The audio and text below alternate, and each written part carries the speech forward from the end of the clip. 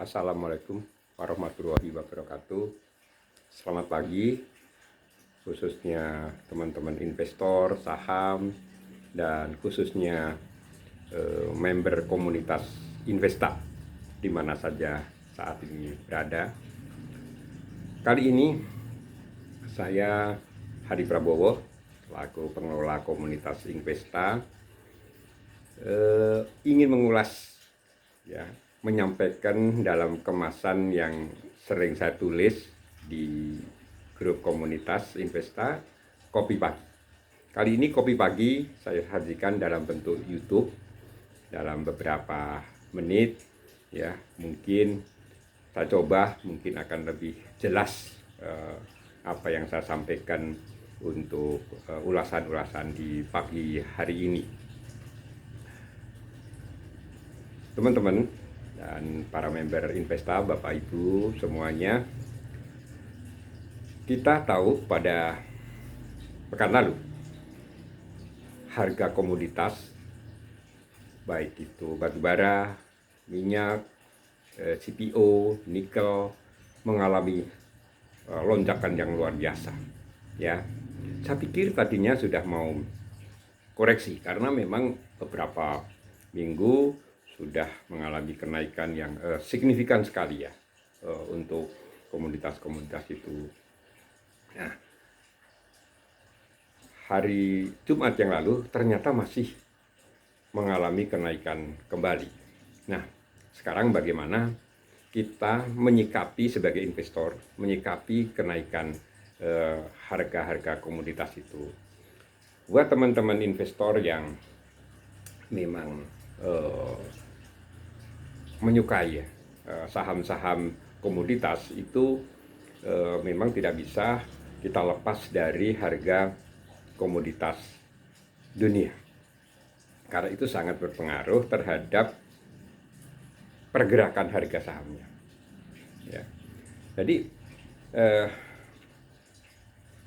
sangat signifikan, ya, sangat aktual. Begitu harga komoditas itu naik, harga sahamnya akan naik secara cepat. Demikian pula sebaliknya. Nah, tentu kita sekali lagi sebagai investor harus cerdas, ya, di dalam menyikapi pergerakan harga, khususnya karena ini berkorelasi dengan harga komoditasnya. Nah, kemungkinan harga-harga saham, ya, yang berbasis batubara, minyak, ya, CPO akan kembali naik.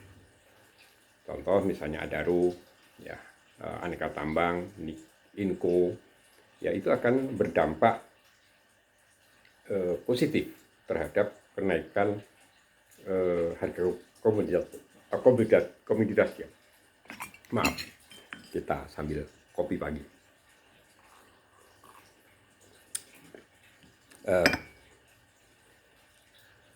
Namun tentu saja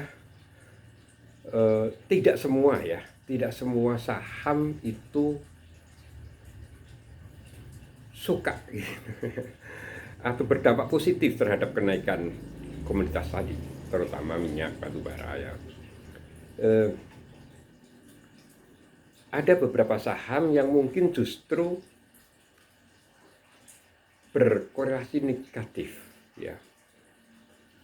Apa saja misalnya? Saham-saham yang justru banyak menggunakan energi minyak, ya, baik minyak maupun batubara. Nah, ketika harga batubara naik, minyak naik, nikel naik, maka perusahaan-perusahaan ini, ya, akan mengalami kenaikan biaya tentunya.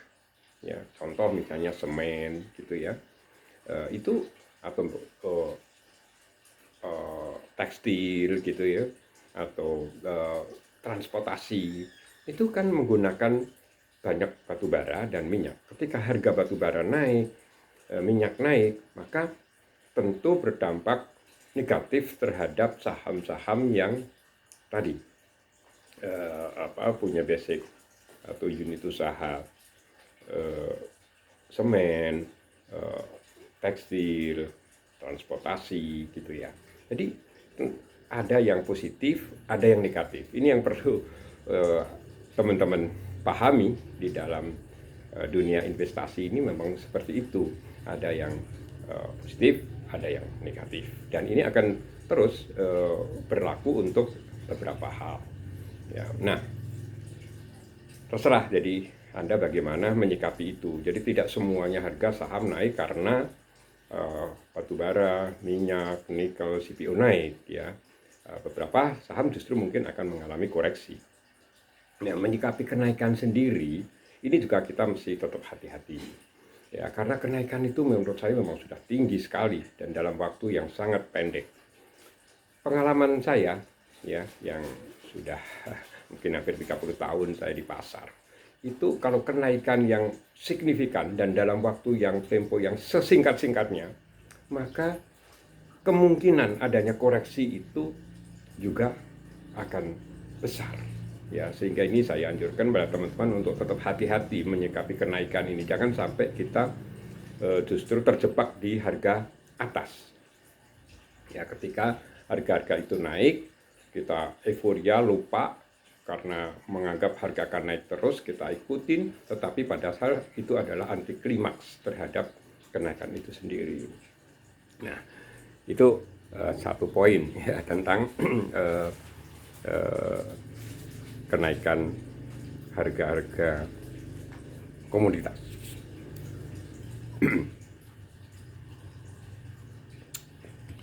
Nah, selanjutnya adalah harga-harga bagaimana saham yang lain yang pagi ini saya cermati.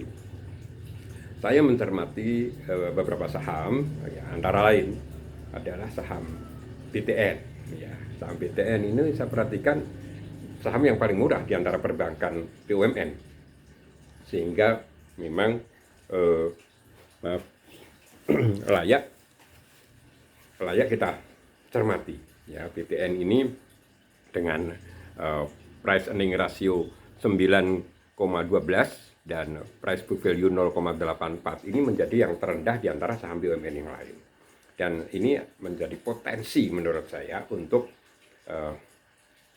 kembali menguat harganya ya. Bahkan prediksi saya dalam pekan ini itu akan bermain di atas 1.600, bahkan akan mencapai 1.640 ya untuk jangka pendek ini.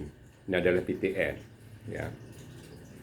Demikian pula untuk saya sedang menyikapi saham-saham yang aksi korporasi ya. Memang aksi korporasi itu hubungannya dengan prospek. Ketika saham itu melakukan aksi korporasi, maka itu hubungannya dengan prospek. Jadi kita agak sedikit mengabaikan tentang fundamental. Bisa jadi fundamentalnya itu buruk. Fundamental masa lalu maksudnya adalah kinerja yang sudah tercapai. Bisa aja buruk. Tetapi dengan aksi korporasi, kemungkinan perusahaan itu akan lebih baik dan harga saham pun akan mengalami kenaikan. Antara lain itu saham berkode DGIK ya, Nusantara Konstruksi Engineering. Ini pekan lalu news ya akan diakuisisi oleh PT Global Dinamika Kencana. Ya, ini adalah satu perusahaan juga di bidang konstruksi yang mengambil alih DGIK dan mereka membeli sekitar 51% ya, sehingga di saham PT Global Dinamika Kencana ini memiliki 51%. Ya, dan mereka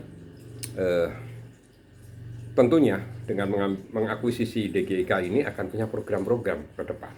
Nah, DGIK sendiri Anda tahu adalah saham-saham yang lama tidur ya,